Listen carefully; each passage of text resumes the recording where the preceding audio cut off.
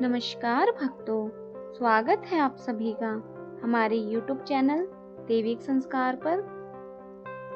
भक्तों, जैसा कि आप सब जानते हैं, साल में 4 नवरात्रे आते हैं। 2 गुप्त नवरात्रि और 2 नवरात्रे चैत और शारदीय नवरात्रि बहुत अधिक महत्व रखती है। हिंदू धर्म में नवरात्रि सभी मनाते हैं, लेकिन इसके पीछे जो कथा है, जो बहुत कम लोग जानते हैं कि नवरात्रि क्यों मनाई जाती है। यह कथा प्राचीन काल से जुड़ी है। एक समय बृहस्पति जी ने ब्रह्मा जी से चैत और आश्विन मास की नवरात्रि का महत्व जानने की इच्छा रखी। ब्रह्मा जी ने बृहस्पति जी को नवरात्र व्रत का वर्णन सुनाया। प्राचीन काल में मनोहर नगर में पीठत नामक एक अनाथ ब्राह्मण रहता था। वह माँ दुर्गा का परम भक्त था। उसे संपूर्ण सद्गुणों से युक्त सुमति नाम की एक कन्या उत्पन्न हुई।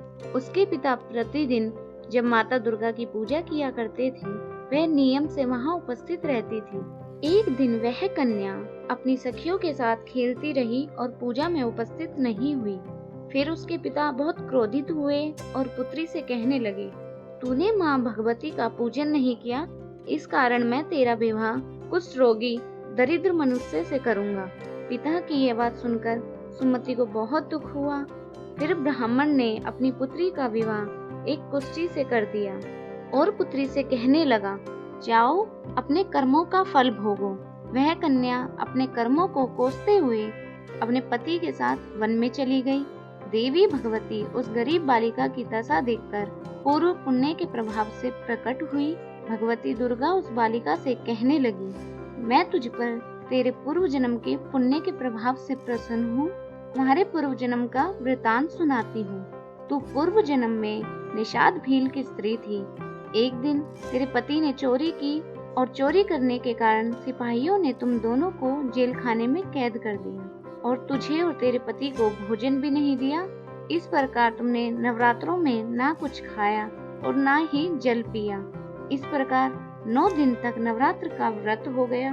उस व्रत के प्रभाव से मनवांछित वर देती हूँ। तुम्हारी जो इच्छा हो सो मांगो। वह हाथ जोड़ माँ दुर्गा से बोली, आप मुझ पर प्रसन्न हो तो मेरे पति का कोढ़ दूर कर दो। फिर माँ दुर्गा के प्रभाव से उसके पति का कोढ़ दूर हो गया। फिर माँ दुर्गा ने उसे विस्तार पूर्वक नवरात्र विधि बताई। फिर उस ब्राह्मणी ने माँ भगवती की बहुत स्तुति की। भक्तों, तब से नवरात्र का पर्व मनाना प्रारंभ हो गया। नवरात्रों में माता के 9 रूपों की पूजा विधि विधान से करनी चाहिए और इन 9 दिनों में बहुत सा दान पुण्य करना चाहिए। भक्तों, अगर आपको मेरी यह प्रस्तुति पसंद आई हो तो चैनल को लाइक करें, सब्सक्राइब करें और कमेंट करना ना भूलें।